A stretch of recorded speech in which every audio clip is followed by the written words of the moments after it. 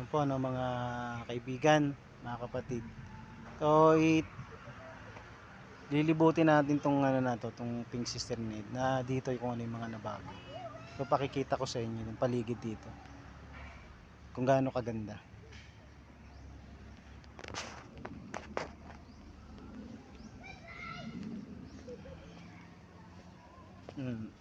Marami na pong halaman dito ngayon, no? Pinaganda nila.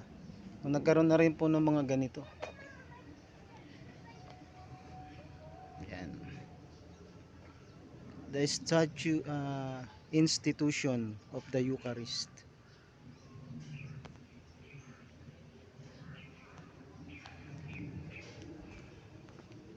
Samahan niyo po akong ikutin natin tong lugar dito sa Pink Sister.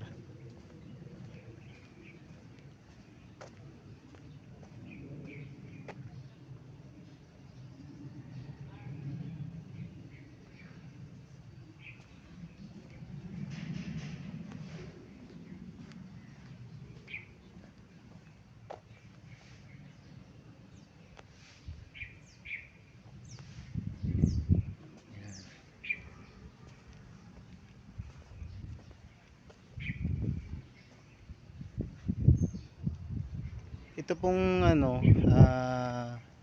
Pink Sister ay pinaniniwalaan nila na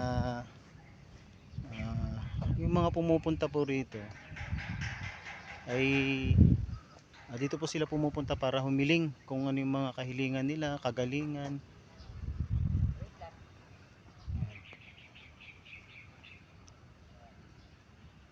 Marami na pong nagpatunay na talagang may himalang nangyayari o nagaganap sa mga taong bumibisita o pumupunta rito.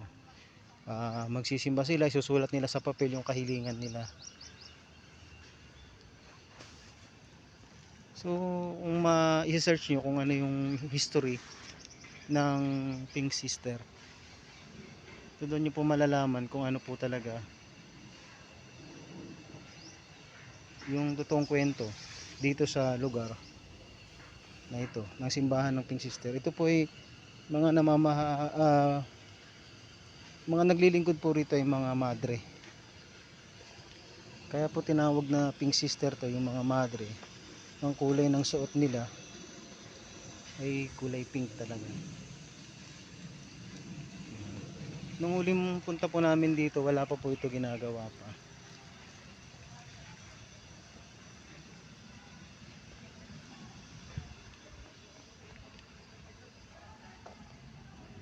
Meron na pong mga ganyan. Parang Station of the Cross.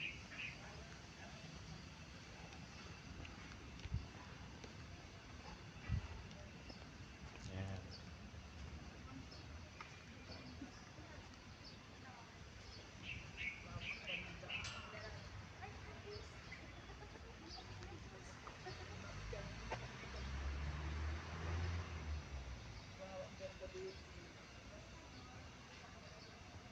Yan. So, hindi na natin may ikot yung buong lugar dito ng Pink Sister kasi mamaya uuwi na rin po kami.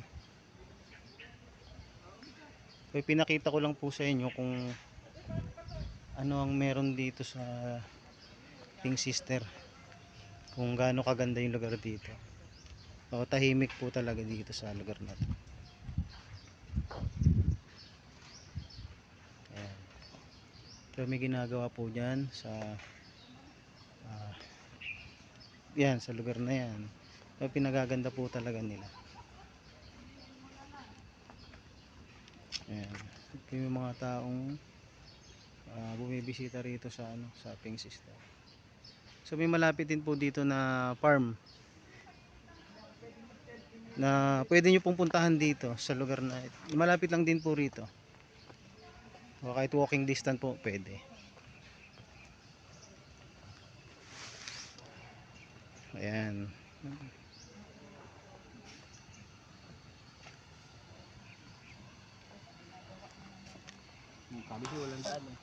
Panibago. So yun po, hanggang dito na lang po mga kaibigan, mga kapatid.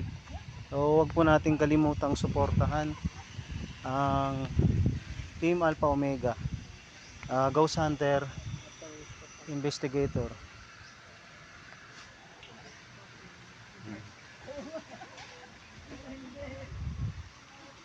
At yun po, at salamat po at isang mapagpalang hapon po sa ating lahat.